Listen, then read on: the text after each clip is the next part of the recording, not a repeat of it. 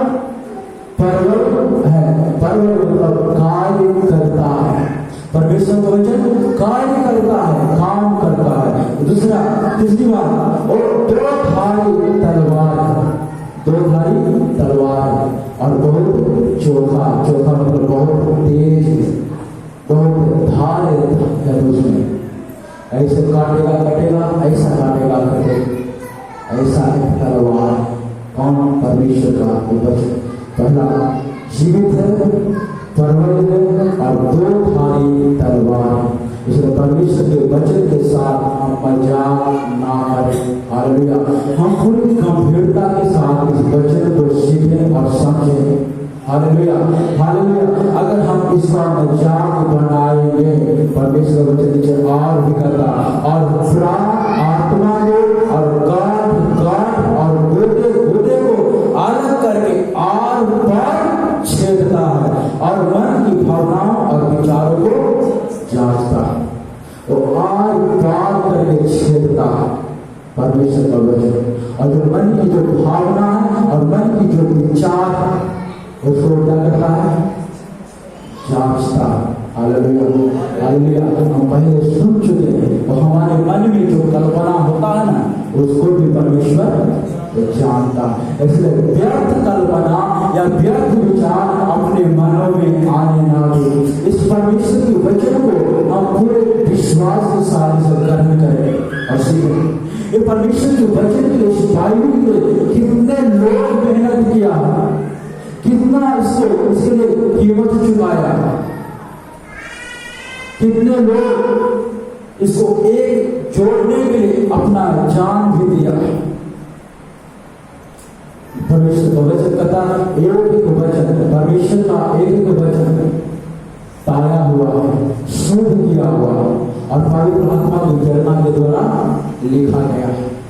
Hallelujah hallelujah hallelujah. परमेश्वर का वचन पवित्र आत्मा की प्रेरणा के द्वारा लिखा गया। इसमें कोई मनुष्य का सोच और कोई मनुष्य का विचार नहीं है। इसलिए परमेश्वर के वचनों से हम प्रेम करें और परमेश्वर के वचनों के अनुसार अपना जीवन को बिताएं और चले, इसको आदर करें। Hallelujah hallelujah hallelujah. कारण क्या है? हम और भी हम देखेंगे, पढ़ेंगे। पहला थिस्सलुनीकियों की किताब 2 अध्याय उसका 13। पहला थिस्सलुनीकियों के पत्र, पहला थिस्सलुनीकियों 2:13 मिल गया तो जल्दी निकालेंगे और पढ़ेंगे। इसलिए हम भी परमेश्वर का धन्यवाद निरंतर करते हैं कि जब हमारे द्वारा परमेश्वर के सुसमाचार का वचन तुम्हारे पास पहुंचा तो तुम ने उस मनुष्यों को नहीं परंतु परमेश्वर का वचन समझकर और सचमुच ऐसा ही है ग्रहण किया और वह तुम विश्वासियों में जो विश्वास करते हो प्रभावशील है। हालेलुया। इसलिए हम भी परमेश्वर का धन्यवाद निरंतर करते हैं कि जब हमारे द्वारा परमेश्वर का सुसमाचार का वचन तुम्हारे पास पहुंचा तो तुमने उस मनुष्य का नहीं परंतु परमेश्वर का वचन समझकर ग्रहण किया और सचमुच ऐसा ही है।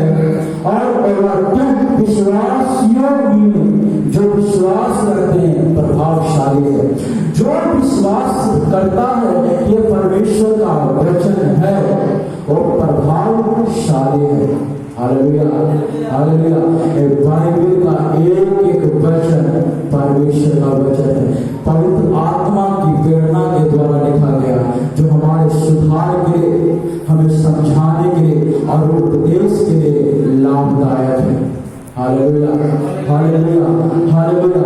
इसलिए हम परमेश्वर के वचनों के साथ खिलवाड़ ना करके हम इसको बहुत गंभीरता के साथ सीखें और मनन करें और इसमें हम बढ़ते जाएं।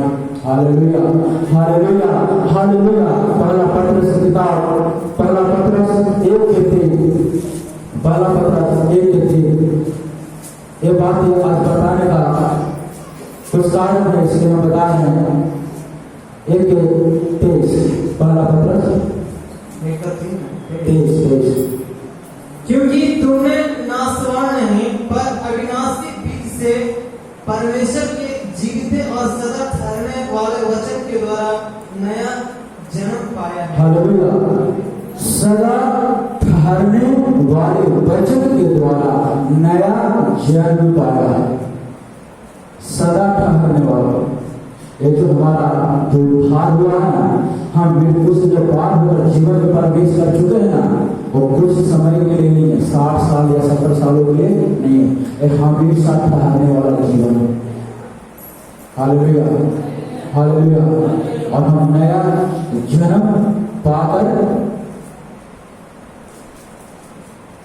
नया जन्म पाया है जो हमेशा ठहरने वाला।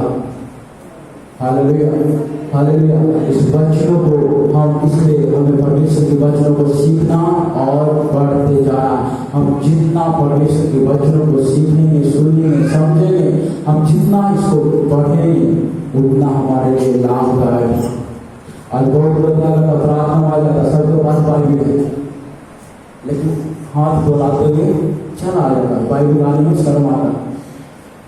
तो कहता मैं तेरे वचनों से नहीं लजाता, मैं तेरे सुसमाचार से नहीं लजाता। और आज हमें घर से बाइबल आने में शर्म आता। एक अध्याय 2 अध्याय हमें डेली पढ़ने में हमारा स्कूल का विषय क्या होता छूट जाता। कितना हम आलसी काम चोर है। गलत नहीं समझना, सत्य है। हम परमेश्वर के वचन से अगर हम दूर भागेंगे, परमेश्वर भी हमसे दूर रहेगा। क्योंकि ये जो जीवित परमेश्वर का वचन, इससे परमेश्वर बात करता। Hallelujah, hallelujah. हमको जन्म से ये सिखाने वाला नहीं है, हमने ये सीखा है पढ़ के, परमेश्वर ने हमें सिखाया। हालेलुया। इसलिए पीछे समय खर्चा करना बहुत जरूरी है, परमेश्वर को समय देना जरूरी है। हम बाइबल को ऐसे करने लगता है जैसे खेल रहे हैं, रखने का ध्यान भी पता नहीं है। अब जाओ हिंदू मंदिरों में जाकर देखो कितना याद करता वहां के लोग धर्मशास्त्र को, कितना याद करता। ये हमारा परमेश्वर का वचन है, लेकिन हम इसको क्या करते हैं, जैसे फेंक देते। इसके प्रति हमारा कोई आदर भाव है नहीं। इसके प्रति आदर होना। जब परमेश्वर ने मूसा की आवाज, तो जब मूसा ने परमेश्वर की आवाज जब सुना था ना, तो परमेश्वर बोला था, हे मूसा तू जिस जगह में है ना वो जगह पवित्र है, इसने अपने पैर की जूती उतार दे, उतार दे।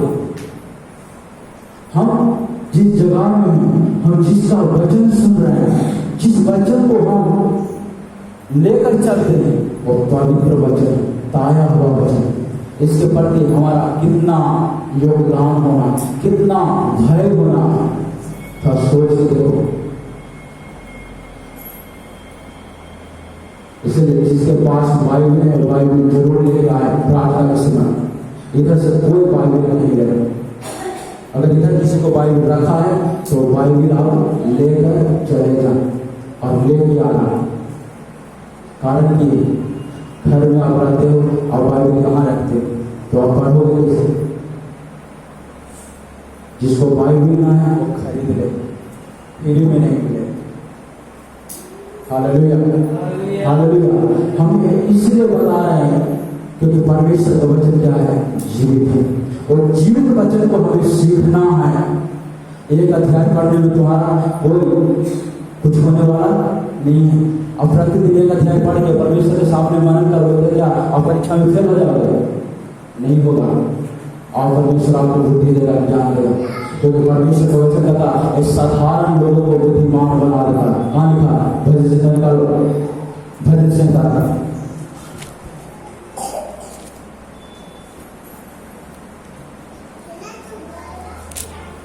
37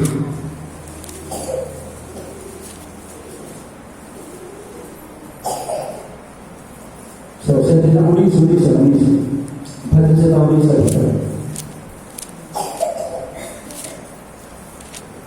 उसका 7 यहोवा की व्यवस्था खड़ी है, वह प्राणों को पहाड़ कर देती है। यहोवा का नियम विश्वास योग्य है, साधारण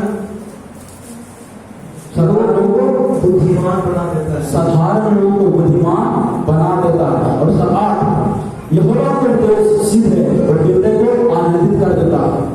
यहोवा का जो उपदेश है, जो परमेश्वर का जो वचन है, और क्या है? सिद्ध है और हृदय को क्या करता है? आनंदित कर देता है। आप पढ़ोगे इतवार की बार आकर वचन सुनोगे तो एक व्यक्ति इधर खड़ा होकर कितना वचन सिखाएगा, कितना सिखाएगा? आप खुद भी पढ़ना, आप खुद पढ़ोगे और जब हम इधर बोलेंगे या आपके मन में कोई कंफ्यूजन है, जब आप उसको पूछोगे तब वो वचन को आप सीख जाओगे। उसके बाद नीचे कहता 8वीं, यहोवा की आज्ञा निर्मल है, वह आंखों की ज्योति, आंखों में ज्योति ले आती है।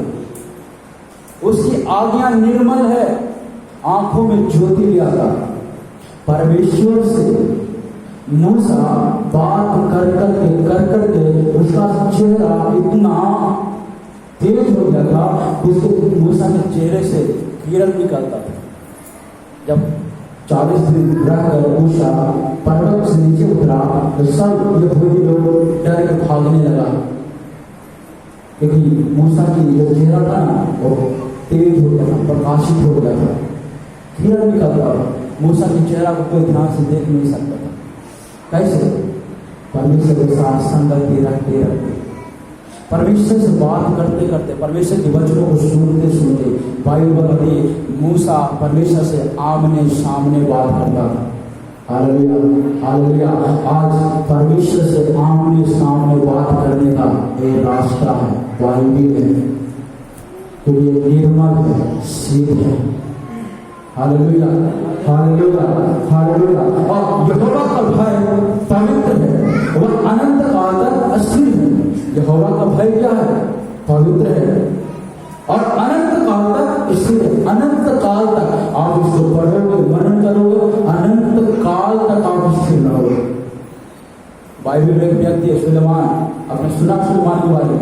बाइबल में 3 किताब लिखा है, नीति वचन, श्रेष्ठ युग और सत्योपदेश। दाऊद का बेटा है। दाऊद सुलेमान को बोला था कि तू परमेश्वर का भय मानेगा, परमेश्वर की इच्छा के अनुसार चलेगा, परमेश्वर के वचनों को मानेगा तो तू हमेशा बना रहेगा, तुम्हारा राज्य बना रहेगा। और परमेश्वर की वचनों से अगर दाएं बाएं मुड़ा तो तुम्हारा राज्य स्थिर नहीं रहेगा।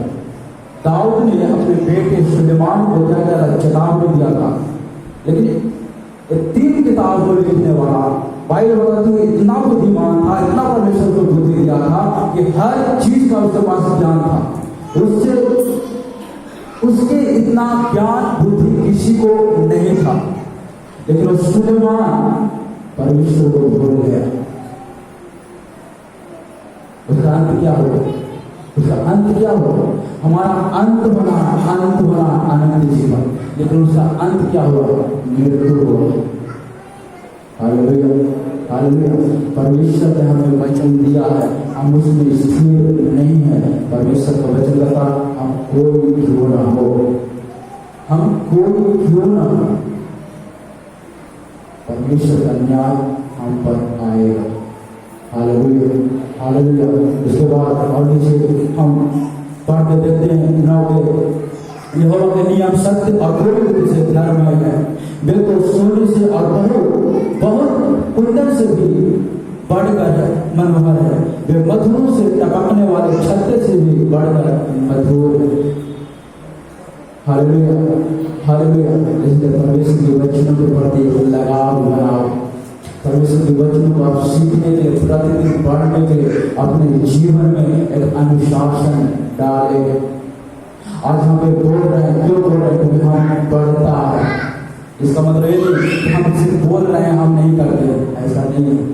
हम पहले सीखा है तब आज हम बोल रहे हैं। Hallelujah, hallelujah, hallelujah.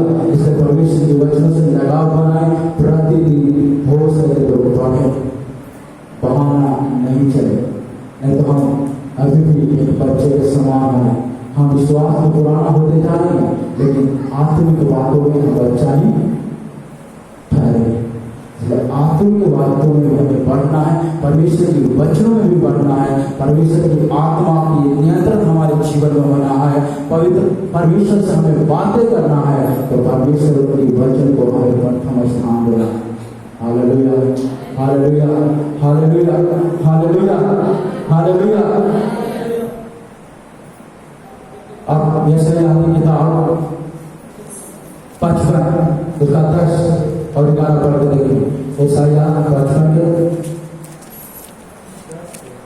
55 यशायाह 55 अध्याय उसका 10 और 11। जिस प्रकार से वर्षा और दिन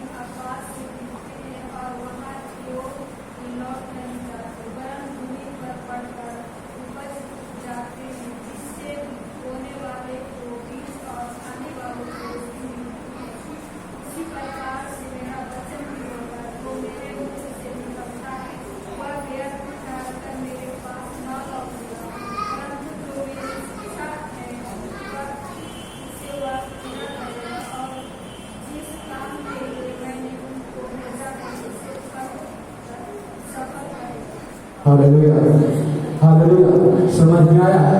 यशाया की किताब 55 का 10 और 11 यहाँ पर कहता है, पेज नंबर 876, 876 वहां पर ऐसा कहता, जिस प्रकार से वर्षा और हिम आकाश से गिरते हैं और वह लौट नहीं जाता।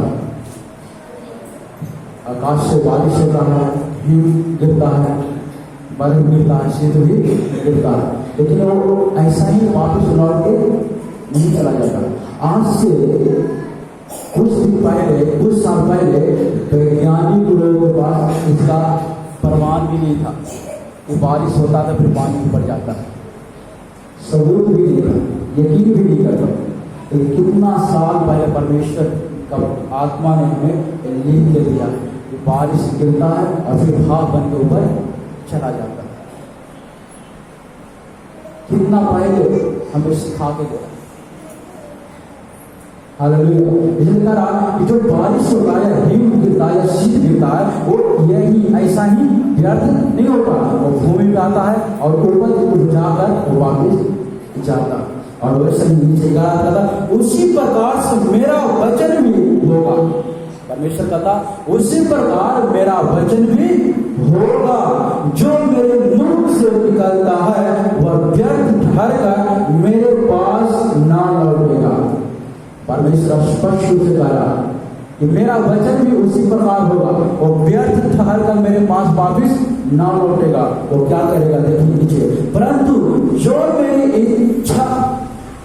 मेरी इच्छा है उसे वह पूरा करेगा। परमेश्वर का जो इच्छा है, जिस इच्छा के लिए परमेश्वर का वचन भेजा गया है, उस इच्छा को परमेश्वर का वचन क्या करेगा? पूरा करेगा।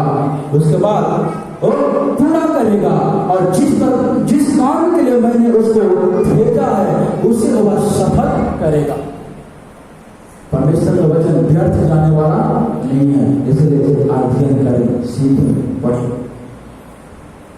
Hallelujah, hallelujah, hallelujah. आज शैतान चाहता है कि हम परमेश्वर के वचन को ना सीखें, इसलिए बीच बीच में क्या करता रहता, हमारा ध्यान को इधर उधर भटकाते रहता है, हमें नींद डालता है, ताकि हम परमेश्वर के वचन को ना सीखें और हमारा आत्मिक जीवन आगे ना बढ़े। लेकिन शरीर की काम को मार कर, शरीर की अभिलाषाओं को दूर करते हुए भी हमें परमेश्वर के वचन को सीखना है, कोई बहाना नहीं चलेगा।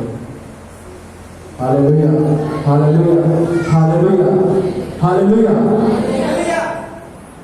प्रभु की महिमा, परमेश्वर के वचनों को सीखना।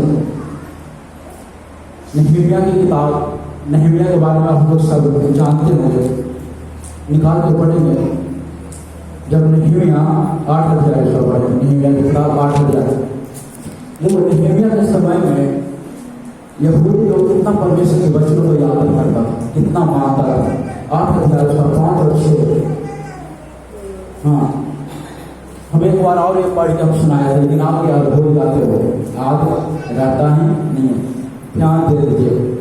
तब एलिय्याह ने, जो सब लोगों से ऊंचे पर था, समूह को देखते उस पुस्तक को खोल दिया, और जब उसने उसको खोला तो सब लोग उठ खड़े हुए।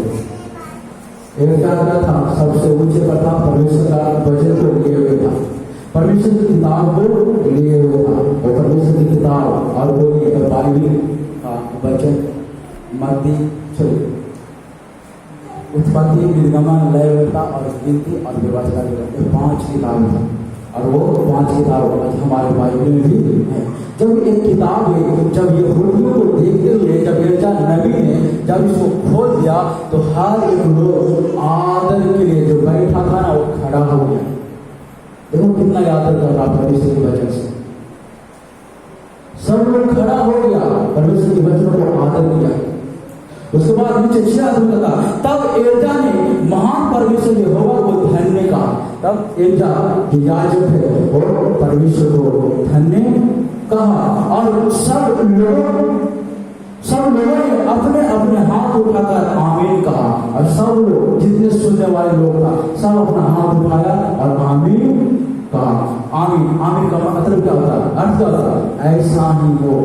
कहने का मतलब जो याजक यिर्मयाह क्या परमेश्वर की महिमा किया, परमेश्वर को धन्य किया और पीछे से हर एक इस्राएली हर एक यहूदी क्या कहा? आमीन। मतलब ऐसा ही हो, प्रभु आपको धन्यवाद हो।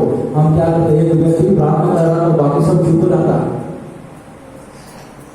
एक व्यक्ति प्रार्थना कर रहा है बाकी लोग सोया हो जाता है। ऐसा नहीं चलेगा। Hallelujah hallelujah. हमें चुप नहीं रहना, हमें प्रार्थना करते रहना, हम उसकी प्रार्थना में शामिल होना। आमीन। अगर हम प्रार्थना नहीं कर सकते तो हम आमीन हम बोल सकते। आमीन का मतलब ऐसा ही हो। Hallelujah hallelujah hallelujah. इसके बाद नीचे आमीन कहा और सिर झुकाकर अपना माथा भूमि पर टेक कर यहोवा को दंडवत किया। और सब क्या किया? सिर झुकाया, दंडवत किया और यहोवा को हालेलुया हालेलुया हालेलुया। ये आदर है परमेश्वर के वचनों, परमेश्वर के वचनों से आदर है। कितना लोग तो बाइबल देखकर तो फटा है, आगे से भी फटा है तो पीछे से भी फटा। कैसे लगते हैं समाज को बताएं। Hallelujah hallelujah. जितना अच्छा से देखभाल कर सकते हो उतना अच्छा से देखभाल करें, क्योंकि ये जो वचन है, जो बाइबल है ना, वो हमारे जीवन भर के लिए, जब तक हम जीवित है ना तब तक ये हमें साथ देते रहता है। परमेश्वर का वचन व्यर्थ नहीं है, वो जीवित है, वो परम है, दो धारी तलवार है और किसी मनुष्य का सोच और विचार नहीं है, वो परमेश्वर का वचन है। Hallelujah hallelujah. इसलिए परमेश्वर के वचनों के प्रति भय होना है, आदर होना, सम्मान होना। Hallelujah hallelujah hallelujah hallelujah. इसलिए आज से आप लोग ध्यान देने की बात होगी। इस वचन के, इस बाइबल के कितने लोग कुर्बानी दिया, कितने लोग भारत में विलियम कैरी नाम के एक प्रभु के दास आया था इंग्लैंड से, और भारत में सबसे पहला प्रिंटिंग प्रेस वही लगाया था। उससे पहले कोई प्रिंटिंग प्रेस भारत में नहीं था।